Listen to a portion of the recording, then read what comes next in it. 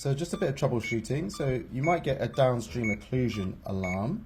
That's really simple. First thing to do is press silence. Definitely do not press stop pump, just press silence and then press help. And it will basically go through all of the different potential troubleshooting to do. So just go through them and check each one of these as you go through. We're going to basically unocclude the clamp because that's what's caused the occlusion. And then because you haven't pressed stop, it will then automatically run once the problem has been fixed. With upstream occlusion, very rare, but again, similar to downstream occlusion, just press silence, then press help. It will ask you to go through things to make sure the spike is definitely in, and then check for unkinked tubing, and then it will check the tubing within the lock box, and that's exactly what's happened here. So it's been caught on the outside of the box. So we release that, and then we can press next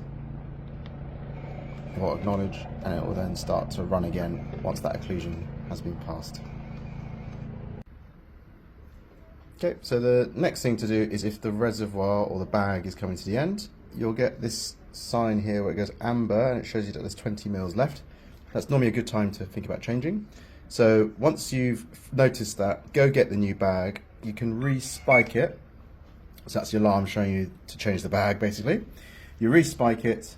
If it's been less than 72 hours, you do not need to change the whole cassette. Just literally re-spike a new bag. And then connect that all up. And then you can then change it back to the reservoir volume. You need to press stop pump. It will then say pump is stopping. Go down to reservoir volume, press your confirm button, and then you want to reset it because you've changed the bag. You will, as always, get given the code that you need to use. And then you would say, it says there to select to reset to 200 mils, and then you press select. And then that will then show that the bag has been changed and that you've got 200 mils back in. And then press start. And then it would ask you to review the settings, and then press next, and then press start pump. And now it is ready to go. So the last troubleshooting is if you get air in the line. So you press silence, and that you notice that there is air in the line.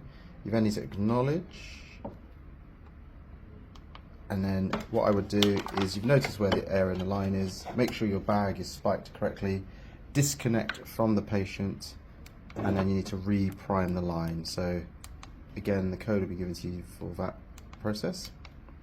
And then it prompts you to disconnect the tubing, open all the clamps, and then just press prime. And then it will prime the line again. Again, we said 3 mils is usually adequate, but for this, make sure that all the air is out of the line before you reconnect to the patient. So the last thing to go through is if the patient is going to the MRI scanner, because the cassette has actually got a metal spring in it, so we have to disconnect the pumps from the patient. And the way we do that is you need 2 specific bungs. This bung goes onto the filter, so this will have the catheter running in, cap it off there at the patient end, and then at the pump end there's this other type of cap that needs to go into there to keep both ends of the line sterile. And once the patient comes back, take the bungs off and just reattach as normal.